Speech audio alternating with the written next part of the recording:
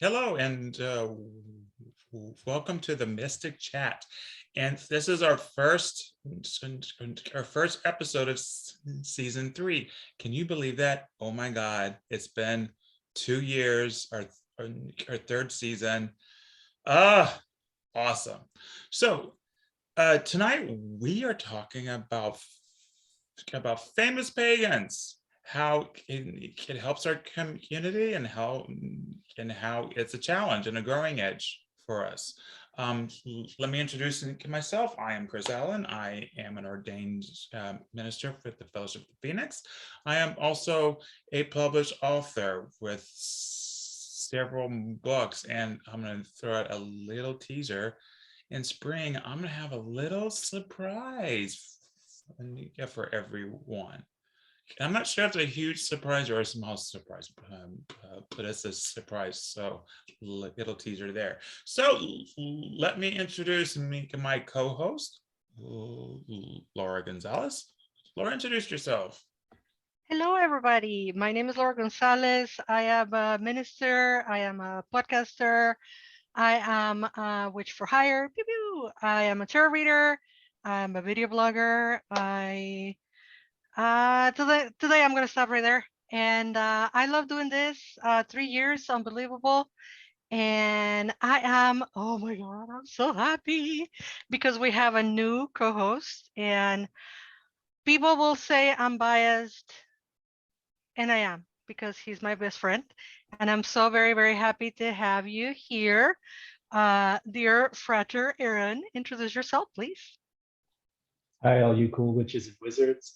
This is Frater Aaron, a magician in an armchair. I'm also from the Fellowship of Phoenix, where I'm a mentor and currently a pastry chef. That's all I got. A pastry chef. I love it. Food magic. so, Yeah.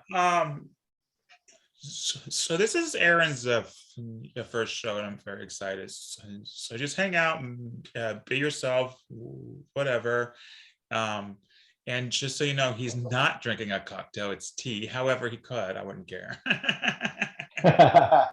So, all right, let's get right into our show. So, famous pagans. So the reason I wanted to do this show is, between everything of some published authors, TikTok, everyone has a podcast, including ourselves here, um, and and people who are self-proclaimed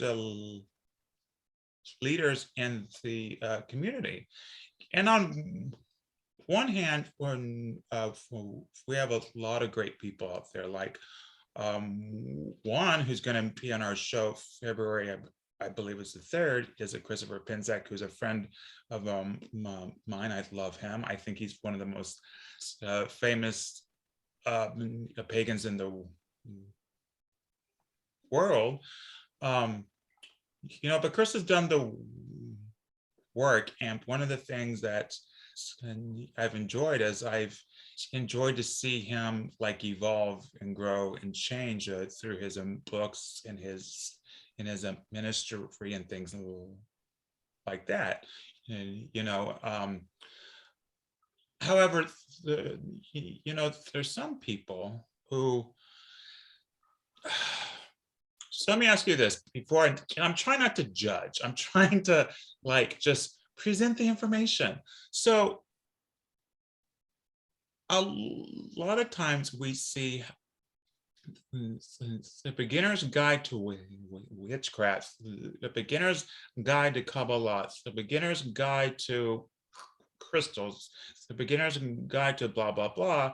And there's thousands, like literally thousands of books. And what seems to happen, I was just noticing this, that the majority of the pagan populations are beginners, and that's great. That's amazing. And those are the ones who buy the beginner books. And some of them are good, but some of them don't have a whole lot of substance, right? But they quickly become bestsellers. I can kind of see that. on the other hand, this is a whole conversation or a whole other conversation, I don't know, is a TikTok. Can I have mixed feelings about it? Laura, tell me some of your views about all of this and what do you think's happening? Oh my God. First of all, I have to come clean and I have to tell everybody I am absolutely 100% addicted to TikTok.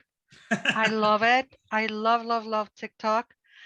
And TikTok is really fascinated. I like that it really is about the algorithm and that For You page thing, it really is for you. So if you like, for example, I am on the side of TikTok that is LGBTQ, people of color, and indigenous people. And I very seldomly, almost never run across witchy TikTok or so-called witch talk. And when I do, it really is a mixed bag. It really is a mixed bag. There are folks in there that are really informing people. They're really like breaking down stuff and grounding it for those who are very, very news seekers. And I like that. And then you have people whom, because they are TikTok famous, they feel that they have the authority to Right. say things that are incorrect. For example, to give you a very like silly example, the Loteria game, the Mexican bingo, that is a Loteria game. It has nothing to do with divination. And I have this creator, and I ran into this TikTok, by Kismet. A, she's not Mexican. B, she's not Mexican American. She's from other nationality and ethnicity. And she's assuring people that this is a Mexican divination tool. And I'm like, no, it's not. And I am a Mexican from Mexico. I grew up in Mexico. My job is to be a diviner, tarot reader. And she was like schooling me into how Loteria is a divination tool. And I don't have the time really to get into that. So it really is a mixed bag. And it seems that people love to support people who say it like it is. It reminds me of this, it literally cult of personality, 45, Mhm. how people just love people who are aggressive and who, not because you will something to be true, should be true. And that seems to be the case on Witch Talk. But again, mixed bag. And I love TikTok because of the creativity and people and funny dances and whatnot. Information, younger people bringing information and their perspective. But yeah, we love to make famous people who are not necessarily the most informed or the um, well intended, maybe, but not necessarily well read or well experienced. Right. What do you think, Aaron? So I don't actually have experience with TikTok, but I get no, but I get a lot of crossover of that from other social media, and people share talks. But what I see is a lot of YouTube and podcasts, and even with that, it does seem that there's a big increase of people who are getting most of their witchy information from social media and places like TikTok, YouTube, podcasts, which is great. I think it's pretty cool that there's so much available out there. But it's only going to get so deep from those sources, right? Just by the way that media is set up, you can't get into any actual mystery, so if that's as far as people want to, wet their palate, that makes sense, but it doesn't necessarily make you ready to be a leader or to be famous. Well, see, I think that's the thing. So, like, for example, I think TikTok itself is awesome because I love the dances and the kittens and the puppies and all the like. I like the creativity and the humor.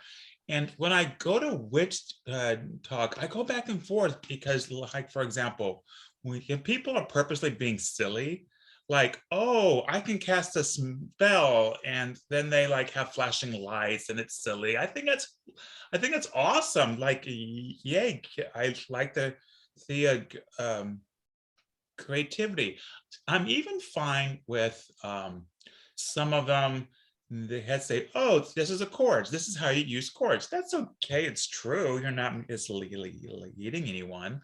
What I think is interesting is how can I use Instagram and Facebook to advertise all my classes and books? I will be the first to admit that. But because it has become an advertising tool for people that like, for example, they're giving witch tips that make no sense. And to be honest, I even go back and forth because some of the witch tips I wouldn't even call witchcraft. I would call it like, well, here, for example, smudging is not witchcraft. Please stop. Please stop saying that's an indigenous practice is not witchcraft. It's not even considered pagan. The Lakota don't like to be called that. And again, I go back and forth because it's people who are, some people are trying to help and they just don't have the experience. And other people are just saying things because they're trying to advertise, like, oh, let me tell you how to smudge and buy my smudge sticks. Oh, let me tell you to use quartz and buy my quartz. And I'm like, I'm not sure I feel about that. You know, when it comes to YouTube video, oh my God, speaking of, and I'm sure Camion probably heard about this since he's on here. I'm just, oh God, I want to say EA coding. Oh, what's his name? Here, hold on. I'm gonna do it. Eating. Yes, Keating. You know, if you haven't heard, what had happened is, and I've seen a few of his YouTube videos. I just chalked them up as his. He's sensational. He's crazy. Whatever. It's kind of entertaining, to be honest. But his books say if you want the full power of Satan to do a human sacrifice, and it makes no bones about it. And so a guy did. And he was in the UK and it was arrested and stuff like that. And yes, it's the same thing of saying, oh, the devil made me do it. But then you have people like him who are actually causing harm. And when I mean famous, like you go on Facebook and plug in his name, everybody knows who he is. You may hate him, you may think he's crazy, but you know who he is. You know, I don't. well, here, I'm gonna have you Google it after the show. It's fascinating. I will. YouTube actually took up all his videos and things like that. But that is my point, you know, that you have people, because all my friends who are Satanists are like, they're awesome, open-hearted people, loving people. And a lot of people who call themselves Satanists don't actually honor Satan, and they certainly don't honor the Christian version of Satan. And so it's his whole sensational lies, like, I want to get famous, I want to get more likes, I want to get more videos, I want to do more things so people buy my books. And then it's either not good or it's even harming, you know. Yeah, I was wondering actually if this topic had been inspired by the Keating incident, because that just happened last week, I think. And similar, you mentioned people offering things as witchcraft that are not. One that I see pretty often is pop psychology. You know, shadow work is a big one, but you know, shadow work sounds. I'm going to interrupt you for a second. Tell me about that. So the audience that doesn't know, like, shadow work, tell them what you're seeing. Okay. So the two have become pretty conflated, like witchcraft and shadow work, but shadow work came from Jungian psychoanalysis, as far as I know. And it is a psychodrama, right? Where you assign your shadow, or you assign parts of yourself that are hidden from view, and you let them come to the surface. You assign a persona to them, and then you actually act it out, right? So I might pull over this other chair that I have over there and move into that chair and act like the angry werewolf that lives inside of me, that only comes out occasionally when I get, as we would say now, triggered. And then I would come back to my chair and I would say, and what is it that you really want? What would make, what are you hungering for, Mr. Wolf? And then I would go back into the wolf's chair, and say flesh blood. But and it and it is this, as a lot of psychodrama can be, it could feel silly, right?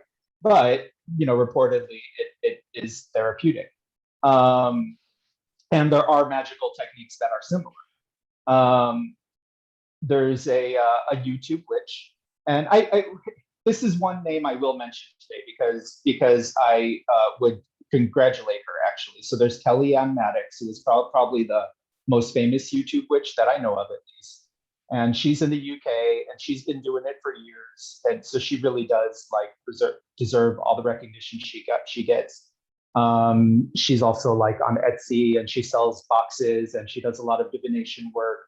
And one of the things that she was open with in her YouTube channel was her own shadow work journey to improve herself and the state of her relationships and things like that. So I think that's actually one really big influence, how shadow work became more involved with at least mainstream witchcraft than it was, or pop witchcraft. And so now you see a lot of social media, podcasts, things like that, and even books coming out that will talk about, that this is my witchcraft journal, and this is how I do the shadow work in it. And it's all good work, right? I mean, it's all self-healing. It doesn't necessarily have anything to do with witchcraft. Another thing that I've been seeing similar with things that are being passed off at witchcraft that may not be harmful, may not be along the lines of cheating, but still aren't necessarily witchcraft, are people who turn out to be life coaches.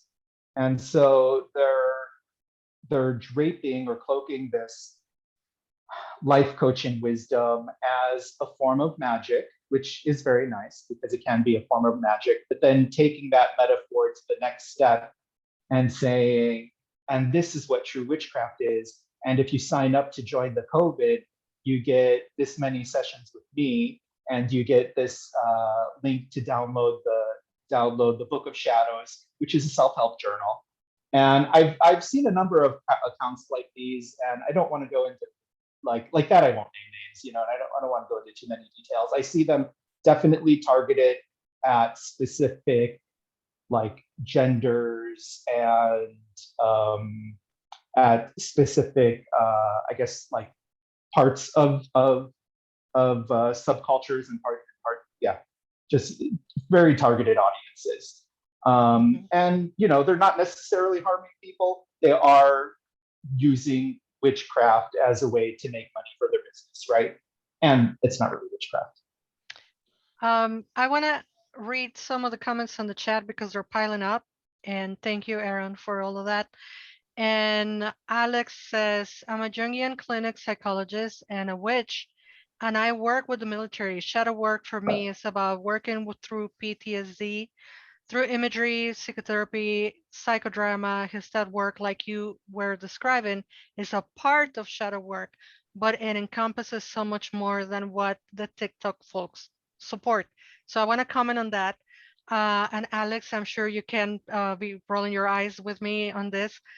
What I notice is that a lot of people utilizes psychological terms or clinical terms and attach them to witchcraft. And and Aaron has heard me say this a million times, I love those that promote come to my witchy workshop and heal your inner child in a 3-hour workshop. I mean, I don't think you can even get to know what your inner child is in a 3-hour workshop, let alone fix it or heal it. And then I want to address something that Camion asked um, when I was talking about the loteria, the Mexican bingo. They say from a chaos magic perspective, why couldn't it be a divinatory tool? Granted, the misappropriation should not be acceptable. Exactly. So the ask and answer, I guess, in your own question. If you're gonna, I guess what is lost and what is watered down in this wanna be famous, wanna get the likes, other than giving the information, is if you came in are an expert on, say, chaos magic, and then you come and you say something like, hey, I'm an expert on chaos magic, I'm going to tell you blah, blah, blah. By the way, this cards, this Mexican loteria is great for divination. And then I, a Mexican native of the land, come and tell you, you know what? I don't know who told you this, but you're mistaken. This is not a divinatory tool. This is just Mexican bingo.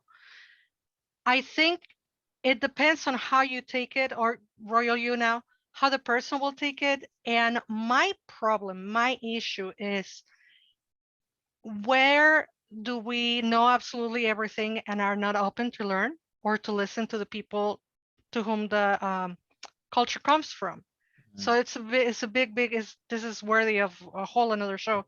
But because you can say, you know what, I'm a chaos magician, I think this could be used as a divinatory tool, I'm gonna try it, I think it's fantastic, I'm gonna do it. That, chef kiss, do it. But don't come out and saying, my Mexican friends said da da da da da, because there are so many Mexicans. Mexico is a continental country where we don't do the same thing from north to south. And you have Mexican Americans, first generation, second generation, and none of us are the same. It's not a one um, uniform culture. So to come and affirm certain things like that, or to come and affirm that you're going to heal your inner child in 3 hours, that's the problem, in my opinion. And the fact that those are the folks that are becoming famous and then making bank out of it. Because as a witch for hire, I sell my shit, I sell my products, I sell my readings, but I try to be honest. And what I think is missing with a lot of these people is that they will say anything to get the followers and eventually the money. And then you have other folks that are like honestly trying to get, work, and you don't get it because you're not BSing people. And I know I've overextended myself, but I just want to say something else. When people come to personal responsibility and accountability, healing through magic is different than when people sell you, I'm going to heal you, I'm going to do the magic to heal you. I think that's a big difference. Yeah. And now I'm going to shut up. I have a few thoughts, talking about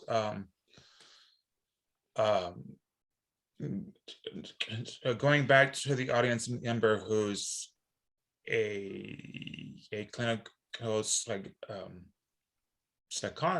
psychiatrist. I think one of the big things is that if you're a tarot reader or priest or a shaman or whatever title you have to remember a term that's called the scope of practice. And what the scope of practice means, when it comes to your direct for training, and some of it is accredited, some of it isn't. Like, for example, it's hard to have accreditation in shamanism. You need to stay into what you have been trained. Mind you, some of it does blur. Like, for example, if someone comes to Laura or myself or Aaron for a tarot card reading, and sometimes it does get psychological, but there's a big difference of saying spiritually, here's what things are looking like energetically, here's what I'm saying, and saying, oh, or psychologically, your subconscious is saying this, or it's even worse than that is diagnosing, which I think is horrible. It's okay to say, have you seen a therapist about this issue? Versus, let me help you with the psychological issue. There's a big difference. In fact, I'm a priest, and I have been since 2004, and there have been many times I've said, I want to help you, but I don't have the experience to tell you how to help with this psychological thing. However, if it's can my BFF, if it's if it's a friend, I can say, hey, this and that, because it's friendship, and it's nobody's paying me.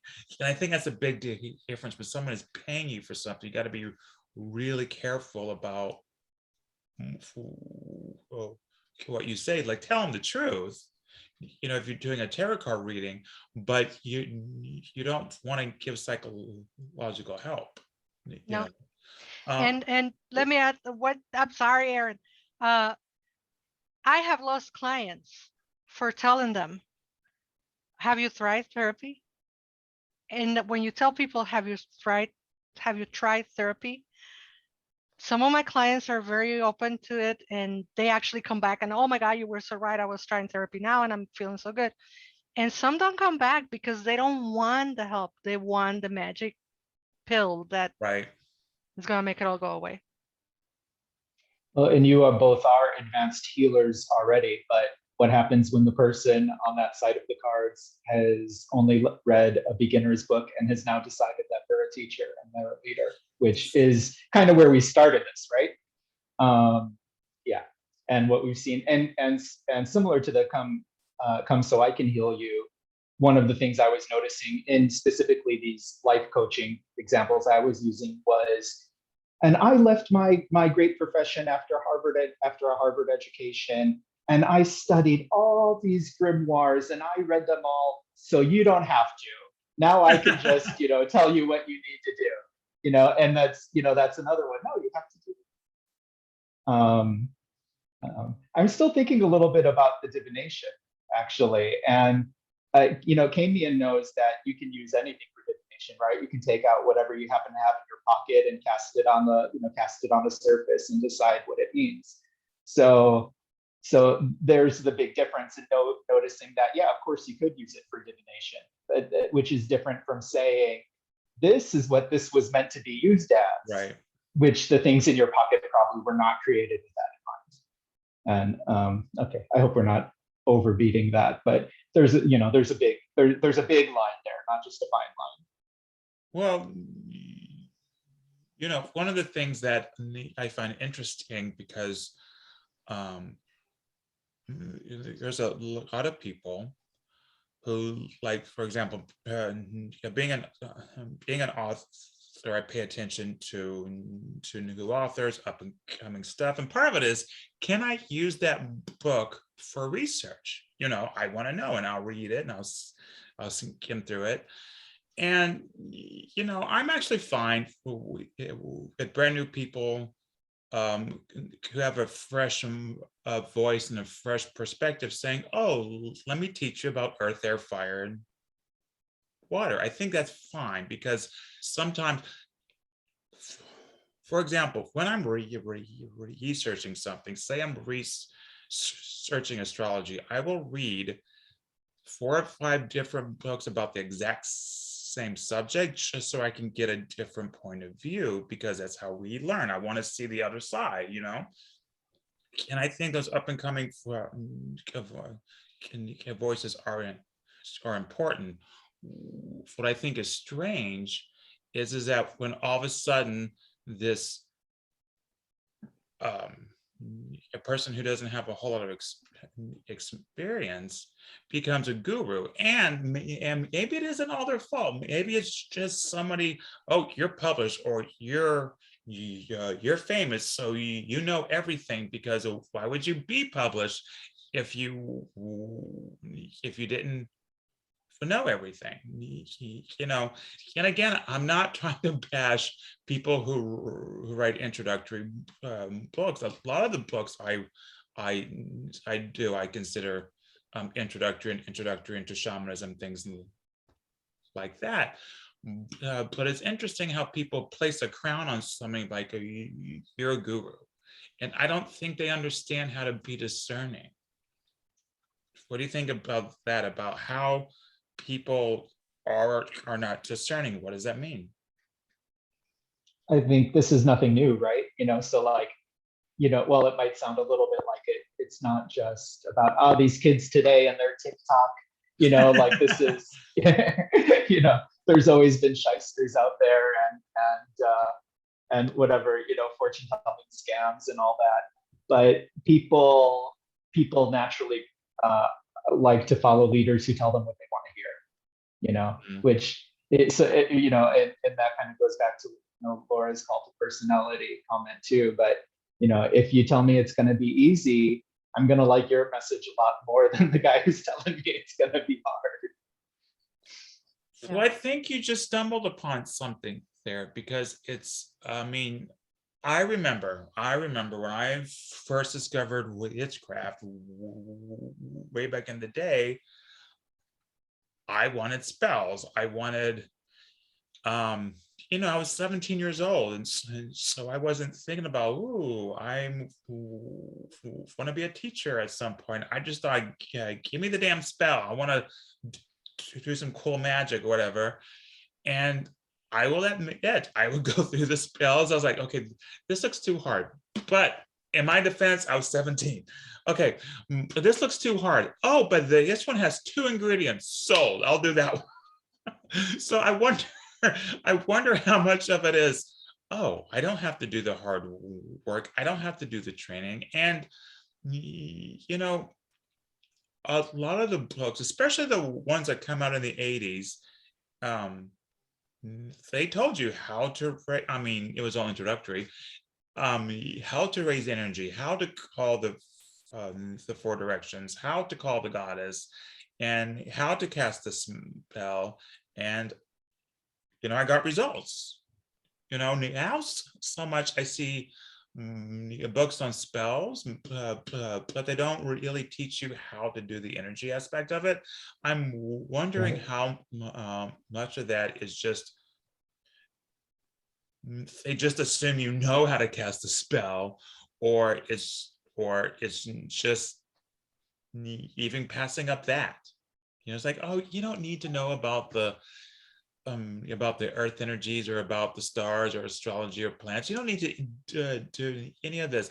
Jump up and down 3 times and chant, and you'll be fine. There's definitely trends, and some of that might have been forgotten, or become less of a trend. So whereas you think in the 80s, or at least in the 90s, the big advice was, it's all intent, right? And there, of course, is an aspect of that. And then in the 2000s, maybe 2010s, the spiritist view of spellcraft started becoming a lot more trendy, or at least popular again. But when you say spiritist, you mean like conjuring spirits and things like that? So I mean spirit driven. So this has gone, so this has gone analogous with the rise back to grimoire sources, and the fact that so many more grimoires are being rediscovered, and so then therefore republished. Yeah. And I don't know, and I don't, chicken and egg. I don't know if it's because of the interest or because of the trend, but that they're being published. But in those, it's become much less about psychodrama and more about, no, you actually need to work and do all these things to work to get that spirit on your side, because it's the spirit who can work in the magic realm. We're limited to this realm. And so that's become like an antithesis to the previous trend of mentalism and intent. And I'm not, going to argue towards one way or the other, but that's an example of how like change in views of how magic works and how spellcraft works and what magic is and all of these things. And so I think there's other similar trends that are fading in and fading out. And one of them is, the various whys of why spellcraft works. Mm-hmm. Cool. Laura? The other thing that I was thinking, because we started talking first, or kind of like more intensely about the fame, right? Why these people are becoming famous. I'm a nerd. I love watching documentaries, and I have watched a number of them on how all these apps are designed to give us this sense of reward, right? So the likes and the notifications and the views and all of that, it really is the drug of our times. It really is the drug of our times. It gives you dopamine and it makes your brain do this and that. And the algorithms really are designed to give you what you want to hear. And so it has become, like Aaron was saying earlier, the people that have more fame is not only because they're giving you this already diluted solution to your problems, but it's also about time, and it's also about how much content they produce, and it's also about how visible you are. And it seems to me that a lot of people that I know personally, authors and artists, and they're putting a lot of work, but they don't market themselves, so to speak. They just don't have the time to be on TikTok the whole day, because they are writing a book, or they are doing research, or they are actually uh, activists solving problems in the world, and they are not famous, even though they're putting all this work into educating and sharing with the community. So it's kind of unfair how random it is. It really is just a random thing, and I don't know. I think it's unfair. I just saw something on Facebook a few months ago, a couple months ago, and I don't remember the subject. It was something silly, and I learned. Speaking of Christopher Benzak, he taught me a long time ago. He says, Chris, sometimes it's okay just to keep scrolling on Facebook. And I actually think about that all the time. I'm like, oh, I want to respond. Don't. But anyway, okay, so someone posted a question about magic, and people were giving really like inexperienced answers. They weren't incorrect per se, but they weren't experienced. And then an elder in the community got on and was so eloquent and wrote like 4 or 5 sentences, and it was good. I was like, that was impressive. Thank you for that comment. It was really, really cool. And then this person says, "Who asked you, Grandpa?" And I was like, wow. So and that actually prompted me to think about this show, about how you have a person who's done the work, who isn't published, but is a leader, who has community, who has a circle, who's wise, and you just see and there wasn't nothing bad or in what he said. It's just that someone didn't like that. A, they were older because of ageism, and B, because they didn't give them a quick fix answer. So the response was to try to hurt the game. And of course, I know this person, and they're like, haha, that's actually kind of funny you say that, because I actually am a grandfather, so whatever. But anyway, so I was just like, isn't that interesting? But you can't say that about the whole gamut. You can say that about everyone's trying to find a quick fix. Everyone's trying to find the easy way. Everyone's trying to find the guru and blah, blah, blah, blah. So I think it's fascinating. So now I'm wondering, we've talked about it, we comment on it. Is there a solution? Is there an end? Is there a fix? What do we do? I don't think I there's a think what fix. I'm, Go ahead. please. I don't think there's a fix because we live in a society for instant gratification. We have for the last 20 years. And the same criticism that we are seeing and exploring today, it was the same criticism that Cunningham got in the 80s, for writing the accessible magic, exploring books. I think we're getting old. And because we're getting old, Get we're off my seeing things, lawn. get on my lawn. We're seeing things differently.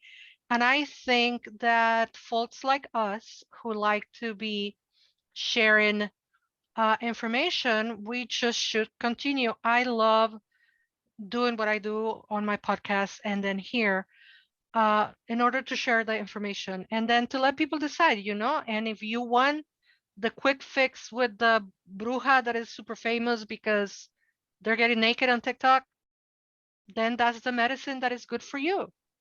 And that's the medicine that you feel that you deserve. So get that medicine, I will continue sharing interviews, highlighting people that I think are talented, etc. And then continue educating myself and sharing education with others. Exactly. Aaron? And beyond sharing our information, I think drawing attention to those that we think do deserve the recognition. Right. So people who are doing the work now and are maybe unsung or less sung than they should be. And I think that's historical as well. Some come in and out of fashion, but like I said, this is not a new phenomenon. So there's past authors and witches and wizards that I think we can reflect. I also think it's important to allow people to grow. So I'm just going back to my example of the author who writes introductory books. Let them grow. I think that sometimes we actually pigeonhole people into something like, oh, they only write introductory things. Allow them to grow. Allow people to change and to do different things. I know it was interesting. I know an author who is actually, I think, very talented, and someone says, oh, well, you're just that kid that writes beginner books. And I was just like, he wrote that book 10 years ago. Let them pass that. And the reason I bring that up is that I myself, and I know other people do this too, is that we often remember someone for one thing. Oh, Aaron has the coffee shop, or Laura's a tarot card reader, or Chris, he used to go out dancing all the time, and that's just, and people think, for example, you're gonna laugh at this. My mother refuses to let me drive whenever I go home. She has to drive. You know why? Because she says, oh yeah, you can't drive. When you were 8 years old, you ran over something with the go-kart. When I was 8. So people have that mentality of whatever they remember of someone, that's just how it is. And so we need to allow people to like move on and to grow and things like that. But anyway, I say that because I think it's important to the witch talk people. They'll grow out of that eventually. They'll grow into it. And I have to say, sometimes witch talk can be very entertaining. It can be very entertaining, especially if it's supposed to be entertaining. Like there's all, there's all types of stuff. Aaron, it looks like you have something to say. What's going on? No, I'm fine.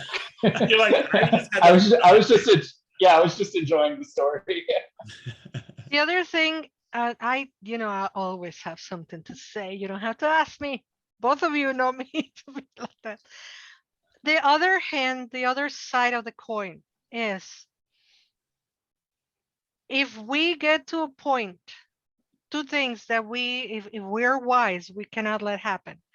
The first one is I wrote on the chat, we need introductory books. We need 101 things. We need stuff for when the TikTokers or any other seeker picks up a book or a podcast. I am not a reader. I am a talker and I do podcasts. So anyway, the second thing is these kids are smart. Yeah. And if we're gonna get into if we're gonna get on our high horse and pretend that we cannot learn anything from young people, then we're mistaken. So as you say, Chris, sometimes TikTok is very entertaining. If not for nothing, just to learn what's happening with the youth, right? My nieces are not youth anymore; they're in their 30s, but it is through social media that I kind of understand where my nieces are or other people, and I think that instead of telling people get off my lawn, we should be out there with our cup of tea, kind of like, what are you doing on my lawn? What brought you here? Like, what's happening? Instead of just being like, oh no, I know it all, because that also don't work for anybody. Well, that's also, I think well, go ahead, Aaron. just what's really interesting to me is that a lot of the people who are the younger witches now grew up after after witchcraft started already regaining popularity, and well after self-help and pop psychology had become mainstream. So they've totally grown up with all the self-help lingo, all the positive mental thought movement lingo, and some influence of witchcraft. And so for them, it's really different to them than it was to us. And, I'm maybe not articulating that great, but they have all the lingo and they have these concepts that they've just grown up with. So they're already combining them in different ways, which is one reason why witchcraft and pop psychology and the positive mental thought movement are becoming even more entwined. But they are doing some creation with that as well. And of course, we have things to learn from that. I was a little curious when I heard about today's topic. I don't know why, but something that popped into my head was just things I've heard about different occult authors over time and how their reputation kind of goes up and down. And one of them that I thought of was Dion Fortune, because I'd come from having teachers who completely dismissed her to having like associates and acquaintances who like adored her, and some who appreciated her presenting Kabbalah from a woman's perspective at a time when that was unheard of, and so we're still learning it that way. And I posted a question in one of these very witch groups, and I just said I'm going to do a little research, and I'm wondering if anybody's still familiar with Dion Fortune or if they personally read her. And the only response I received was, I tried to avoid authors that have close ties to Aleister Crowley, as they tend to share a common fondness for racism, appropriation, sexism, and other deeply problematic beliefs. And then that was it. So bye, Dion. So yeah, that's a whole nother topic right there. Yeah, I'm not even sure. I'm processing that. We don't have to get into all of that, but like, okay. But it's a funny little anecdote. But yeah, so witches and fame, they, their popularity comes and goes with the generations. The fame is power, right? And a form of power, and that's why a lot of people get into witchcraft in the first place. They want power. Power. You want power. Yeah. It shouldn't be. I'm not saying you should, but that is a big inspiration. And in whichever way that they get that power, it's because it's all political. It's all political. I mean, everything is political. And I, for one, I love how the TikTokers, not only the witches, but all of them, the ex-president and all of that, and the one thing that I really appreciate about TikTok is they come together because some of them don't have a leader, right? So when something like that happens, it's like witch talk and Viking talk and pagan talk and indigenous talk, and they all come together and they make things happen. So again, there are things there that we can learn from. And like every other tool in the world, it's about how you use the tool, and it's not the tool itself, including fame. Yeah, like I said before, I don't hate witch talk. I actually enjoy TikTok itself. Partly it's because those people who do the dances and they do their legs like this. I am fascinated with that stupid dance. I'm like, I should do it, but I'll fall, so I'm not going to do it. But anyway, as I'm reading the chat, there's things that are saying like all these things are important as long as it's not spreading misinformation. I'm wondering, and I think we've all done it. I think we've all, we've all misread something, or someone told us something that wasn't exactly correct or whatever. But I'm wondering, where is this misinformation coming from? I know we have to close the show in just a second, but I wonder how many people are doing the research, or how about what if the research itself is wrong, which I've seen. All the things to think about as we close. Any closing words, Laura, because I know it's almost time. I love fame.